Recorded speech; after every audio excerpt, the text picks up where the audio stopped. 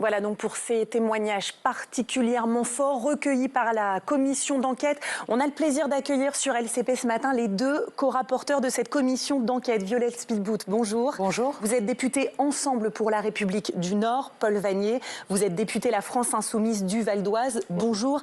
À vous également, je le disais, vous êtes donc les deux co-rapporteurs de cette commission. Cette audition particulièrement poignante, Violette Spilbout, est-ce que vous vous attendiez à la force de tels témoignages ?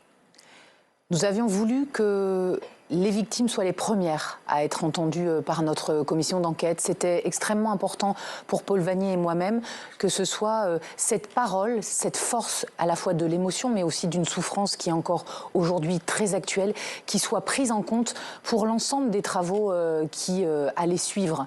Et je ne le regrette pas parce que même si ça a été extrêmement violent, on peut le dire, on connaissait l'histoire de Betaram, moi je connaissais celle de Riaumont, on en a entendu beaucoup d'autres.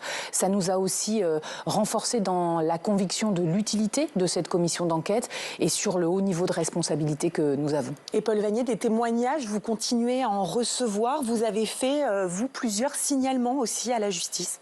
Je crois qu'à ce jour, nous avons adressé, Violette Spilbout, Fathia Kellawachi et moi-même, près de 45 signalements à des procureurs de la République partout en France. Parce que oui, depuis les débuts des travaux de cette commission d'enquête, nous n'avons jamais cessé d'être interpellés par des victimes qui parfois nous attendaient lors de nos déplacements sur le terrain, ayant la connaissance de notre présence, se déplaçant pour nous trouver, et qui sinon nous ont écrit, nous ont adressé des courriers, des mails pour nous raconter les faits dont ils ont été les victimes. Et notre responsabilité, en effet, tout de suite, maintenant, sans attendre le rendu de notre rapport, c'est d'agir, de saisir la justice, parce que c'est à elle, là, de faire le travail, d'identifier les agresseurs et, espérons-le, de les condamner. On entend dans ces témoignages très forts, notamment, on ne nous aurait pas cru. En fait, à l'époque, on ne disait rien parce que chez moi, dans ma famille, on ne m'aurait pas cru. Et puis dans l'établissement, si j'avais parlé, eh bien, les violences auraient redoublé. C'est ça un peu aussi cette mécanique du silence. Comment un silence a pu se créer autour de ces établissements, même si, et je vous vois un peu hocher de la tête, il y en a qui disent aussi que tout le monde savait tout. Hein. On a des témoignages différents. Je crois que le plus grave, c'est le silence institutionnel. C'est la chaîne des responsabilités qui ne s'est pas mise en route après des premières alertes, après des premiers signalements.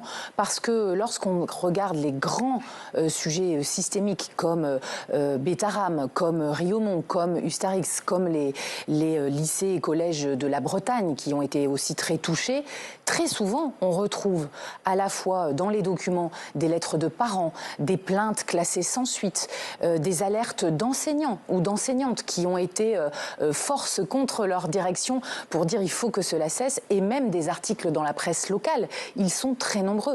Donc je crois que cette commission d'enquête qui s'attache aux modalités de contrôle de l'État, c'est bien de voir quand il y a ces premiers signalements, quand il y a une libération de la parole, si courageuse qu'elle soit, comment se fait-il qu'ensuite il y a eu tant de silence? Il y a aussi des témoignages particulièrement marquants. En fait, chacun pense qu'il est seul à vivre dans cette violence. Après, quand on recherche dans les souvenirs, on s'aperçoit qu'on se rend bien compte que d'autres élèves également, mais c'est un peu un isolement. C'est ça aussi qui a été créé autour de chaque victime pour l'empêcher de parler, Paul Vannier? Oui, bien sûr, mais il y a aussi des moments qui, moi, m'ont marqué, de témoignages de fraternité, de solidarité de ces victimes, de ces enfants qui cherchaient à se protéger des agresseurs qui détruisaient leur vie. Et c'est aussi peut-être ça qu'il faut retenir, c'est qu'il y a des ressources dans la personne humaine pour faire face aussi à ce type de violence. Mais vous avez raison de dire que l'omerta est forte, que les victimes, c'est un des enseignements de cette commission d'enquête. Beaucoup déjà l'avaient constaté, les victimes ne parlent pas, ne peuvent pas parler, les enfants plus encore. Mais justement, Violette Spilbout a raison de revenir à l'objet de notre commission d'enquête. Elle porte sur les modalités de contrôle par l'État. Et donc ce qui nous intéresse, nous, c'est la responsabilité des adultes et en particulier de ceux à qui la société confie la responsabilité de veiller à la sécurité des enfants. Autour d'eux, il faut des capteurs, il faut des procédures de signalement, il faut des systèmes d'alerte. Et parfois, oui, les alertes ont été sonnées, mais au niveau du dessus, parfois jusqu'au plus haut niveau de l'État, jusqu'à la tête du ministère de l'Éducation nationale. Ce sera l'enjeu de l'audition de cet après-midi. On y reviendra. Il n'y a pas eu la réaction à la hauteur des alertes qui étaient parfois passées. Encore un tout petit mot sur ce décryptage. On entend aussi parfois le mot de système.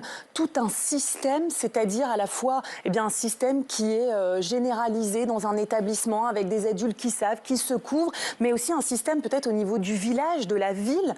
tout le monde est plus ou moins au courant, tout le monde ferme un peu les yeux. Est-ce que les gens à l'époque n'avaient pas conscience de la gravité de ce qui se passait, ou de toute façon on préfère ne pas savoir? Violette Spilbout. Il me semble que dans les affaires qu'on a étudiées, il y avait d'abord le sujet des écoles privées dans lesquelles les prêtres étaient enseignants, et il y a le sujet finalement plus global des violences physiques et sexuelles dans l'Église, qui ont été l'objet de rapports extrêmement importants, de commissions de réparation de l'Église.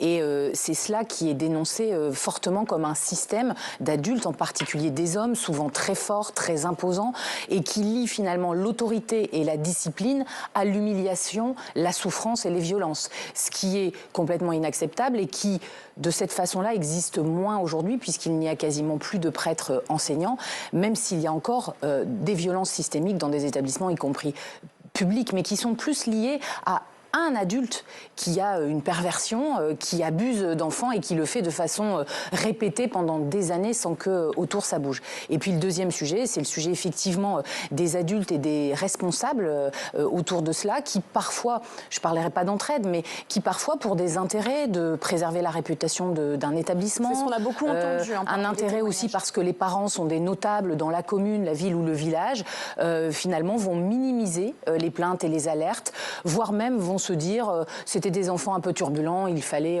les faire filer droit. C'est une excuse qui n'est pas entendable pour aucune des victimes qui a souffert et qui souffre encore aujourd'hui. Mais c'est parce que c'est ce que beaucoup de victimes disent aussi, qu'en fait les parents, il y a la responsabilité peut-être des parents, on les mettait dans ces établissements-là pour qu'ils filent droit. Si t'es pas sage, t'iras à Bétarame, ou dans d'autres établissements.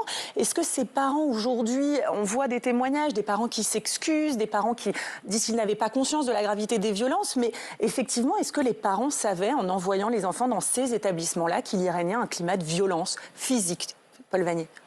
C'est difficile à dire entre une conception de la discipline qui peut être vue par certaines familles comme positive et qui peut conduire à faire le choix d'envoyer son enfant dans cet établissement, et la réalité des violences qui parfois confinent à des sévices, à des tortures. Je crois qu'il y a un écart très grand, et là, sans doute qu'aucun parent n'accepterait de mettre son enfant dans un établissement comme celui-là. La question des parents, bon, elle est bien sûr importante, mais encore une fois, nous, ce qu'on peut constater, beaucoup d'entre eux ont porté plainte, sont allés en justice. Leurs plaintes n'ont pas été instruites. Il n'y a pas eu d'enquête systématiquement ouverte. Il n'y a pas eu de jugement. Ou quand il y en a eu, ils ont été, au fond, condamnation à une peine d'amende avec sursis pour des coups qui ont coûté l'audition à un élève. Je pense à Marc Lacoste-Séris, cet enfant qui a perdu l'audition à Bétarame. Donc là encore, il faut... En tout cas, nous sortirons de la sphère familiale. C'est un sujet en soi. C'est un lieu de complexité. Mais vous, les responsabilités, vous les cherchez au niveau des chercheurs, mais nous, comme commission d'enquête, nous sommes en effet sur le contrôle de l'action de l'État. Et puis peut-être un mot sur la honte et sur la peur de l'enfant de culpabiliser ses parents. On a vu dans les témoignages des hommes qui aujourd'hui ont une soixantaine d'années et qui encore aujourd'hui ont réussi, certes, à témoigner auprès de nous, mais se disent « je n'aurais jamais pu en parler à mes parents parce que eux, ils voulaient mon bien ». Il y a bien sûr beaucoup de parents qui, sous la couverture de quelques sévices physiques qui seraient relativisés au nom de la discipline, n'ont pas su que ça allait beaucoup plus loin, parce que, vous savez, je crois que c'est important de le dire, il n'y a pas que les violences sexuelles, l'humiliation psychologique qui a été vécue par des victimes comme celle qu'on a entendue en audition là, elle est marquante pour toute une vie, elle détruit d'une vie, elle crée de la dépression, de la dépendance, et il n'y a pas que les violences sexuelles. Un système d'humiliation organisé devant ses camarades, c'est ce qui rend vulnérable pour toute une vie. Alors, vous avez auditionné des responsables de l'Église catholique et de l'enseignement catholique. Je vous propose d'écouter ces auditions. Permettez-moi tout d'abord, en préliminaire, de penser d'abord aux personnes victimes. Suite aux révélations de Bétarame, de nombreux témoignages affluent, relatant des faits particulièrement graves, de violences physiques allant jusqu'à certains sadismes même, de violences sexuelles allant jusqu'au viol. Je veux redire ici toute notre compassion, toute notre volonté d'écouter, d'entendre la vérité, d'entendre ces victimes qui n'ont pas pu souvent s'exprimer quand elles étaient plus jeunes, de les reconnaître dans ce qu'elles ont subi, parce qu'on a trahi quelque part la promesse qu'on avait faite à ces jeunes et à leurs familles, de les aider à se construire humainement et dans toutes leurs dimensions. Et au lieu de cela, nous les avons détruits, marqués à vie par des sévices inacceptables. Donc nous sommes déterminés à tout mettre en œuvre pour que plus jamais de tels actes puissent se produire. Les faits révélés à Betaram nous mettent devant tout un pan qui est celui des internats, qui sans doute n'avait pas été suffisamment identifié et qui mérite effectivement un traitement particulier, aussi bien pour le passé, pour permettre à ceux et celles qui ont été victimes dans le passé d'être entendus et de pouvoir être accompagnés, aidés dans la mesure du possible, mais aussi évidemment pour le présent et le futur, de manière à ce que les situations qu'on a décrites ne se reproduisent plus. Je veux dire que pour ma part, j'étais stupéfait de découvrir que des violences comme celle de Betaram puissent avoir existé jusqu'en 92, 94, 95, être d'ailleurs signalées à la justice sans susciter de réaction. C'est pour moi, comme citoyen français, un motif de grande interrogation. Quelle réaction vous avez eue, Paul Vannier? On voit quand même une prise de conscience, un petit début de mea culpa, mais on entend aussi, c'est l'État qui devait contrôler. Qu'est-ce que ça dit aujourd'hui de la prise de conscience de l'Église catholique? Il y a à la fois en effet un changement dans le discours. Très important quand on le ramène à un temps plus long, devant notre commission d'enquête, dans le moment de pression pour les responsables de l'enseignement catholique que constituent ces auditions, que constitue aussi la libération de la parole des victimes. Mais je veux dire que s'il y a eu tant de victimes à Betaram, à Riomont, dans trop d'établissements, c'est notamment parce que le contrôle a été absent ou défaillant.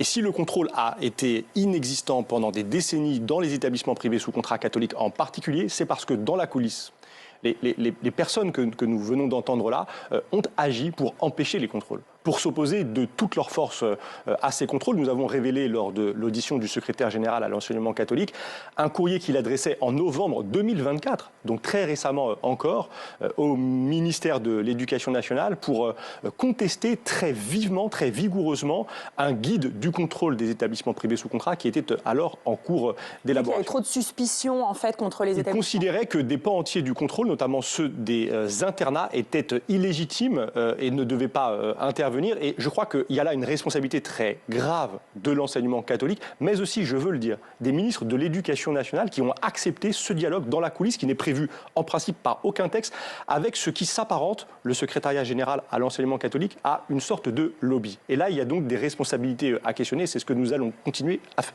Justement, Violette Spilbout, sur cette question, cette spécificité aussi de l'enseignement catholique, on le voit dans les déclarations des victimes, très peu de contrôle, puisqu'il y avait, comme dit Paul Vannier, une espèce d'entente entre les ministres de l'Éducation nationale et l'Église en disant on ne va pas trop chercher les problèmes, on ne va pas trop contrôler ces établissements. Oui, alors je partage l'analyse de Paul Vannier sur le passé et je dirais que depuis novembre 2024, cette fameuse lettre, et depuis le début de cette commission d'enquête au mois de février 2025, que de chemin parcouru avec l'enseignement catholique, avec la conférence des évêques de France, lorsqu'on voit le contenu des auditions, lorsqu'on entend les parents d'élèves, des appels, ces associations de parents d'élèves dans l'enseignement privé, lorsqu'on a les témoignages aujourd'hui qui nous arrivent sur ce qui est en train de changer, la force de la commission d'enquête, c'est que déjà avant même qu'un rapport ne soit rendu, il y a une mobilisation très forte, une mobilisation sur tous les territoires. Je pense les directeurs diocésains prennent contact avec les DAZEN avec qui ils ont des relations pédagogiques habituellement sur ce sujet des violences. Il y a le 2 mai dernier, il y a quelques semaines, une annonce d'une campagne Stop Violence faite par le nouveau secrétaire général à l'enseignement catholique. Donc moi, je vois vers l'avenir et je me dis que ça bouge énormément. À Lille, je rencontrerai le directeur diocésain qui m'a demandé rendez-vous. On sent que cette honte sur les faits passés la pression fait est forte beaucoup bouger aujourd'hui et pour demain. Alors, on s'est interrogé sur ce qui s'est passé. On va se demander aussi, dans le futur, comment éviter de nouvelles affaires. Je vous propose de retrouver Didier Vincent, qui a été élève au Collège Saint-Pierre à Relecq-Kerhuon, dans le Finistère. On a entendu votre témoignage parmi les collectifs de victimes. Didier Vincent, aujourd'hui, qu'est-ce que vous attendez comme solution de cette commission d'enquête? La question vous est parfois posée, hein, quel contrôle aurait-il fallu mettre en place? Qu'est-ce que vous attendez des pouvoirs publics?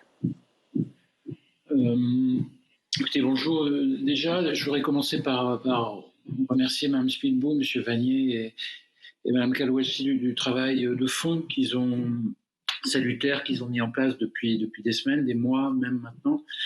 Moi, c'était quasiment ma première réunion pour cette cause, l'audition du 20 mars.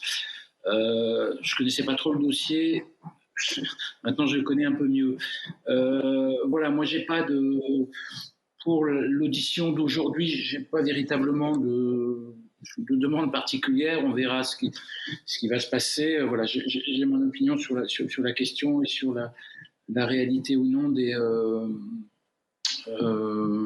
déclarations de Monsieur Béraud quant à son ignorance de ce qui se passait à Bétarame.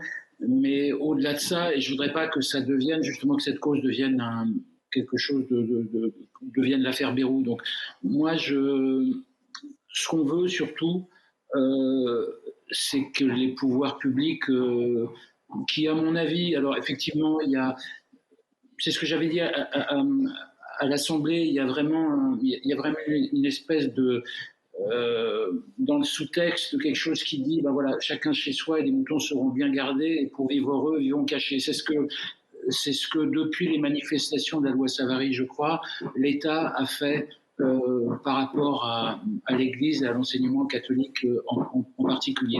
Donc ça, il faudrait vraiment que l'État reprenne le manche des contrôles. Et des contrôles, quoi qu'en dise Monsieur Delorme, qui ne voulait pas qu'il y avait de grosses réticences quant au contrôle de la vie scolaire, il faut qu'on la contrôle, la vie scolaire. Il faut qu'on la contrôle régulièrement et inopinément. D'autant que moi qui suis allé maintenant, qui connais un peu mieux les arcanes de l'Église, c'est organisé en plusieurs îlots. Voilà. Et il faut savoir que la conférence des évêques de France, qui est pleine de bonne volonté, moi j'ai été à leur conférence de victimes, l'enseignement catholique n'étaient pas représentés, ils ne les avaient pas invités. Voilà. Il y a eu depuis que ça a été mis en place, il y a eu 4 réunions de la conférence des évêques de France sur cette problématique des violences. Et les 4, dans ces 4 réunions, l'enseignement catholique n'était pas représenté. Comment peut-on régler un problème systémique avec le principal coupable présumé? Enfin, je veux dire, 80% des violences répertoriées viennent de l'enseignement catholique. Le reste étant des associations, les scouts, ce qu'on veut, mais l'enseignement catholique est quand même l'organisation majeure. Donc pas de séparation de l'Église et de l'État dans ces cas-là. Il faut vraiment que l'État aille chercher dans tous les établissements scolaires, catholiques ou non, ce qu'il s'y passe et des contrôles. Exactement. Et puis, voilà, alors, chacun a tendance à lutter un petit peu pour sa paroisse. Nous, la nôtre, c'est les violences physiques et psychologiques. Et rien n'est mis en place pour ça. Et même le nom médiatique de cette nouvelle vague qui s'appelle le MeToo, le MeToo de l'enseignement catholique, non. Enfin, je veux dire, le MeToo, c'est pas assez inclusif. Parce que MeToo, ça a quand même derrière, voilà, c'est Weinstein, c'est Depardieu, c'est tout ce qui sort sur ces violences sexuelles et abus sexuels qui sont horribles. Mais la plupart, et même à Bétarame, la plupart des violences sont physiques. Des humiliations aussi. C'est de la torture. Monsieur Vanier, Madame Spilbo, vous avez dans votre boîte email, je vous l'ai envoyé il y a quelque temps, mais je me doute que vous êtes submergé, une étude que j'ai faite, parce qu'on n'a pas de statistiques, nous, sur les conséquences des violences répétées sur de jeunes enfants. Moi, je les ai. J'ai fait un questionnaire, j'ai des statistiques, je vous les ai envoyées. Vous avez de beaux graphiques sur l'isolement social, l'évitement social, les conduites à risque, tout ce qui fait des parcours ratés, des parcours de vie ratés ou compliqués. Et des gens qui, malgré des réussites sociales, s'en veulent, ne se font pas confiance, n'ont pas confiance en eux, n'ont pas confiance aux autres. Voilà, tout ça, c'est je voudrais aussi, les violences physiques, c'est 6 ans de prescription. Interpeller sur les conséquences aussi. de voilà, toutes ces violences. Il faudrait vraiment aussi travailler sur la prescription, parce que pour tomber dans la barbarie qui est prescrite à 30 ans, il faut vraiment y aller. Nous, je pense qu'il y a des CERFA qui relèveraient de la barbarie chez nous. Il y en a beaucoup. Mais voilà, donc il faut continuer ce travail. Mais merci beaucoup. Voilà. Merci beaucoup Didier Vincent, merci pour cette interpellation. On a bien vu que vous attendiez des solutions, des contrôles, une réflexion sur la prescription aussi, ça c'est envisageable, Violette Spilbout? Ce sont bien sûr des réflexions que nous avons. Nous discutons des propositions qui sortiront de ce rapport de commission d'enquête. Et puis peut-être dire à monsieur Vincent que nous l'avons entendu et nous avons lu son étude quand je parlais des humiliations, des violences physiques, de la torture qu'on a vu dans plusieurs établissements, c'est que nous n'oublions pas ces victimes et effectivement, comme il le dit, je crois qu'il ne faut pas se limiter aux violences sexuelles parce que humilier un enfant devant toute sa classe parce qu'il a une mauvaise note, le faire de façon délibérée pour rabaisser le jeune enfant qui demain sera un adolescent et un adulte, c'est l'handicaper pour toute sa vie et ça fait aussi partie de ce travail de la commission d'enquête. Et beaucoup d'attentes donc des victimes. On va revenir maintenant sur l'audition à 17h de François Bayrou. On la suivra évidemment en direct en intégralité sur LCP. Un mot sur aussi votre duo. Paul Vannier, vous êtes insoumis, proche de Jean-Luc Mélenchon. Violette Spilbout, vous êtes du bloc central. Vous travaillez toujours ensemble, en harmonie, on peut dire un duo un peu improbable, Paul Vannier. Mais pour l'instant, vous êtes parfaitement alignés. On travaille en parfaite confiance. D'abord, je crois qu'on travaille. Tout simplement, on travaille. Il y a beaucoup de travail pour cette commission d'enquête. Et moi, j'ai la chance de découvrir Violette Spilbout, que je ne connaissais pas avant d'être rapporteur avec elle. Et nous sommes tous les deux entièrement consacrés à la tâche, avec un sentiment, oui, de très, très grande responsabilité et avec la volonté d'investiguer dans toutes les directions, sans a priori, d'être à la hauteur des attentes des victimes, de la société, de produire un rapport, de formuler des préconisations et peut-être demain, comme nous sommes législateurs, d'aller jusqu'à peut-être une proposition de loi pour révolutionner les conditions du contrôle, protéger tous les enfants, empêcher d'autres bêta-rames. C'est avec ça que nous travaillons quotidiennement, Violette Spilbout et moi-même, depuis 2 mois maintenant. Violette Spilbout, vous allez auditionner François Bayrou tout à l'heure. Vous n'êtes pas dans la même position que Paul Vannier. Paul Vannier, il est dans l'opposition. On peut dire que c'est peut-être plus facile pour lui. C'est compliqué d'auditionner, de mettre en difficulté peut-être le Premier ministre alors que vous faites partie de son camp. En tant que parlementaire, parlementaire intègre, sérieuse, engagée dans cette mission de la commission d'enquête, j'estime que j'ai la même position que Paul Vannier, celle des pouvoirs que nous confère la Constitution française, qui est de contrôler le gouvernement et de pouvoir entendre sous serment, dans le cadre d'une commission d'enquête, toutes les responsabilités lorsqu'elles ont été mises en cause, notamment sur des violences faites aux enfants. Donc, bien sûr, il y a une pression qui est médiatique, qui est assez indirecte d'ailleurs. Ça peut être politique aussi, puisque certains dans votre en réalité, j'ai vraiment la confiance de mes collègues parce qu'ils voient le travail sérieux que nous faisons. Nous savons mettre de côté nos différences politiques qui sont profondes en l'honneur, en hommage à des victimes qui ont souffert, qui souffrent aujourd'hui, qui parfois se sont suicidés. Ça fait partie des témoignages que nous avons de parents. Et en l'honneur de cette souffrance qui est si massive dans ce qui est arrivé, eh bien, je crois que mettre ces différences de côté et garder toute l'intégrité dans les questionnements qui seront posés aux différents ministres. Il y a François Bayrou, mais demain, il y a Pape Ndiaye, Jean-Michel Blanquer, Nicole Belloubet. Nous continuons ce travail comme nous l'avons commencé depuis février. Et on le rappelle, Paul Vannier, c'est vous qui, dans l'hémicycle de l'Assemblée nationale, lors de la séance de questions au gouvernement en février dernier, avez interpellé le Premier ministre suite aux révélations de Mediapart. On écoute cet échange dans l'hémicycle. Les accusateurs disent qu'ils ne pouvaient pas ignorer.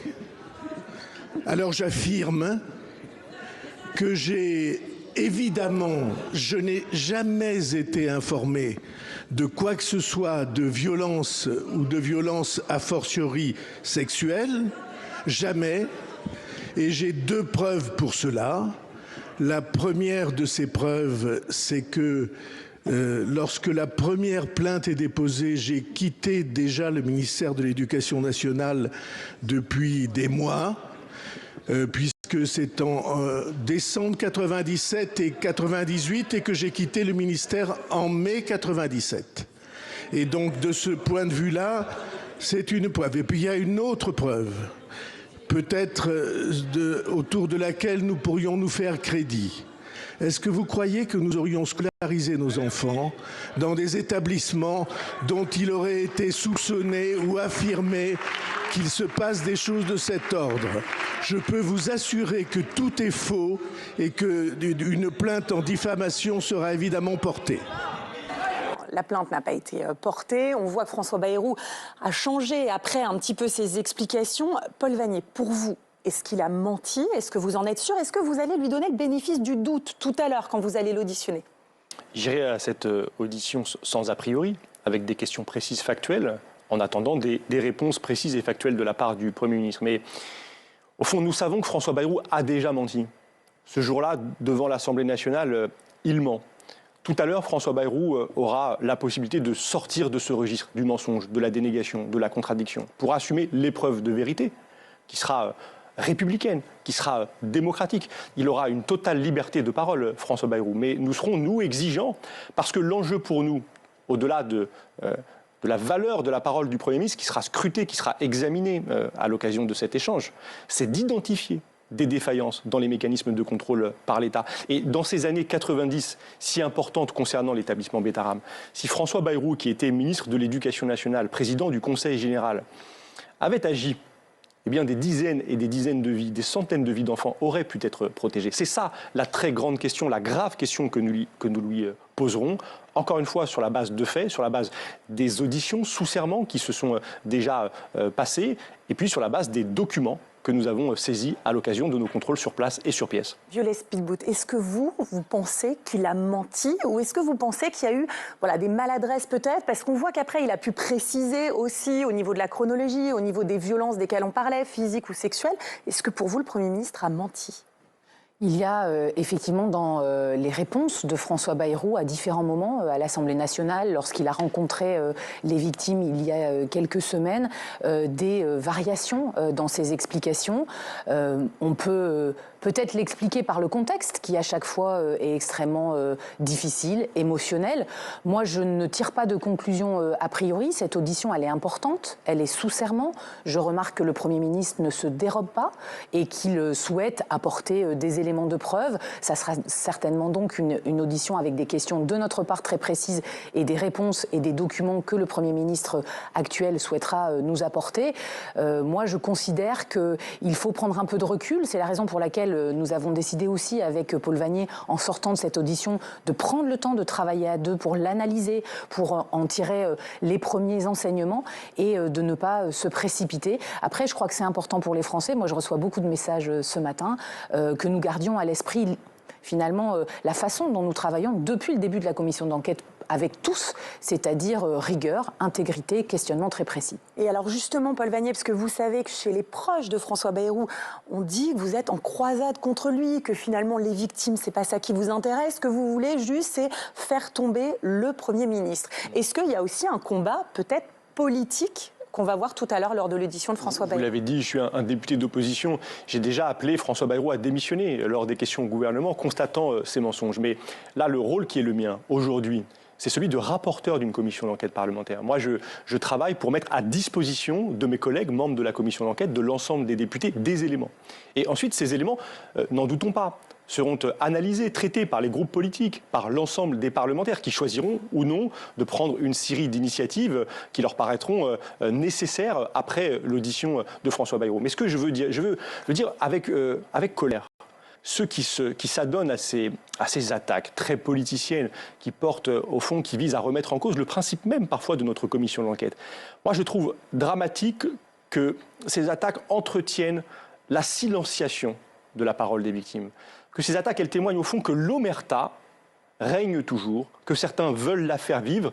Et j'assume, oui, parfaitement, de combattre cette tentative de mettre de côté le fond du sujet, parce que si aujourd'hui la tension est si grande autour de l'audition de François Bayrou, c'est à cause de François Bayrou. C'est parce que le Premier ministre, jusqu'ici, n'a pas répondu de façon satisfaisante aux députés, aux victimes, aux journalistes qui l'interrogeaient et qu'il a créé cette très grande attente parce qu'un doute très profond existe autour de sa parole aujourd'hui. Sur ce doute, Violette Spilbout, qu'est-ce que vous souhaitez lever? Puisqu'après, François Bayrou l'a redit, en 96, il avait été au courant donc, de la gifle qui avait conduit un élève donc, à perdre 40% de son audition, mais il a demandé une inspection. En 98, on a ces déclarations avec le juge. Quelles questions précises? Vous, sur quel point vous souhaitez des éclaircissements de la part du Premier ministre? On le sait, l'affaire est compliquée, il y a plein d'interlocuteurs, mais qu'est-ce que vous allez lui demander très concrètement? Écoutez, on a préparé avec Paul Vanier, avec aussi les administrateurs qui nous accompagnent. C'est toute une équipe de cette commission d'enquête, avec Fatia Kelwachi, la présidente de la commission, des questions qui sont organisées sur, bien sûr, l'inspection qui a eu lieu à Betaram, sur l'ensemble des réactions à la fois de François Bayrou, mais aussi de l'ensemble des ministres et des responsables politiques au moment de l'incarcération du père Caricart, ce violeur qui a été ensuite reconnu comme un violeur en série. Directeur après les de plaintes, Betaram. voilà, qui se sont succédées. Et puis sur les actions aussi actuelles de François Bayrou comme Premier ministre, parce que nous avons d'autres cas en France. Nous avons Riaumont dans ma région des Hauts-de-France, le village d'enfants, où il y a eu des tortures multiples et systémiques pendant des années. Mais nous avons aussi des défaillances du contrôle de l'État sur des établissements comme Stanislas à Paris, donc où il y a eu des discriminations. À Véroès. Agrandir la chronologie, c'est pas que Betaram. C'est pas je veux, c'est nous avons décidé ensemble d'interroger un responsable politique sur ce qui est l'objet de notre commission d'enquête, les modalités du contrôle de l'État. C'est ça qui guide mon action pour faire en sorte de faire des propositions pour que ça n'arrive plus et pour que l'on n'ait plus de Betaram demain dans d'autres établissements scolaires, qu'ils soient privés, sous contrat, hors contrat, ou qu'ils soient même publics, comme nous l'avons vu au lycée Bayen à Châlons-en-Champagne. Paul Vanier, pour revenir plus spécifiquement sur François Bayrou et Betaram, Alain Esquer, qui est le président du collectif des victimes, dit en fait, il peut ne pas savoir. C'est vrai qu'en fait, à l'époque, on a le sentiment que tout le monde savait sans vraiment savoir. Lui dit qu'il pense qu'effectivement, sur les violences sexuelles notamment, il est possible que François Bayrou n'ait pas su à l'époque où il était ministre de l'Éducation. Est-ce que vous le croyez aussi quand c'est les collectifs de victimes qui le disent, qui écrivent un livre en disant « On vient de se rendre compte aujourd'hui qu'on n'était pas seul, on vient de se rendre compte de l'énormité de ce qui se passait à Betaram ». Est-ce que vous pensez possible que François Bayrou lui-même n'ait pas été au courant de l'ampleur de ce qui s'y passait ? Je le redis, je vais à cette audition sans a priori avec une chronologie à l'esprit. Et cette chronologie, elle nous permettra de reconstituer en effet des informations qui peut-être à telle date ont été transmises au Premier ministre sur des faits de violence physique, sur des faits de violence sexuelle. Je crois que François Bayrou a été informé des violences sexuelles à Betaram à partir de 1998, mais nous le vérifierons. Je veux dire en réaction à ce que disait M. Vincent tout à l'heure. La question de la distinction entre violence physique et sexuelle, bien sûr, il faut la faire, il faut démêler les choses, mais il y a un continuum dans les violences. Et c'est d'ailleurs une des choses que je retiens du témoignage d'Hélène Perlan, la fille du Premier ministre, qui dit, je crois... Qui a révélé dans un livre avoir été elle-même agressée lors d'un camp d'été. Physiquement. Et elle dit, les violences physiques, elles sont là pour cacher les violences sexuelles. Les violences physiques, tout le monde les voit. Elles provoquent un effet de sidération sur les enfants qui, donc, ensuite se taisent. Et elles sont justement là, elles sont visibles pour que les violences sexuelles puissent intervenir dans l'obscurité, dans la coulisse, de façon cachée. Je le dis parce que c'est très important de ne pas considérer qu'au fond, il y aurait des violences acceptables. Il y a les violences physiques, souvent. Les violences physiques, ah oui, à l'époque, une gifle, bien sûr, ça se pratiquait. Non, non. Dans les années 90, c'est puni par la loi de gifler un enfant, fort heureusement. C'est évidemment puni par la loi de violer un enfant, fort heureusement. Donc moi, je ne veux pas... Je dis attention à ce type de raisonnement qui consisterait à dire, après tout, sur les violences physiques, nous pourrions avoir une forme d'indulgence, absolument pas, comme si le seul sujet était celui des violences sexuelles, mais là aussi, des questions seront posées à François Bayrou. François Bayrou, elle est cruciale, cette audition, pour lui. Si vous avez la preuve qu'il a menti, quelle conclusion vous en tireriez, Violette Spilbout ? Bien, ce sera des conclusions qui seront à tirer de façon collective au niveau de la commission d'enquête, qui est composée d'une trentaine de députés de notre commission des affaires culturelles, avec une présidente de commission qui a des pouvoirs qu'elle peut faire agir. Et puis, il y aura ce que chacun des groupes politiques fera comme discussion autour de ces enseignements. On a une présidente de l'Assemblée nationale qui rappelle régulièrement les pouvoirs de l'Assemblée nationale, qui rappelle aussi que, bien sûr, mentir devant la représentation représentation nationale, c'est un délit pénal. En revanche, je crois qu'il faut être très attentif. On n'est pas là pour faire le procès d'un homme, on n'est pas là pour se substituer à la justice, pour rechercher des agresseurs. On est là pour dénoncer des violences systémiques et y trouver les barrières qui feront qu'elles ne se reproduiront plus. Et puis adresser peut-être aussi un message aux enseignants, à l'ensemble du monde éducatif, aux parents d'élèves, qu'ils sont là aujourd'hui dans une communauté qui est là pour accompagner des enfants à grandir, à se développer en toute sécurité. Et nous avons beaucoup d'enseignants qui ont essayé d'alerter, qui sont encore aujourd'hui très inquiets sur l'omerta au sein de l'éducation nationale. Il n'y a pas que l'Église. Et donc, ces travaux-là devront être utiles à l'ensemble du fonctionnement de la communauté éducative. Merci beaucoup à vous deux. Je rappelle, vous êtes les rapporteurs de la commission d'enquête, 17h, audition de François Bayrou. Mais ce matin, vous allez rejoindre votre commission puisqu'il y a de très nombreuses auditions. Il y a également, donc merci beaucoup Violette Spilbout, merci Paul Vanier.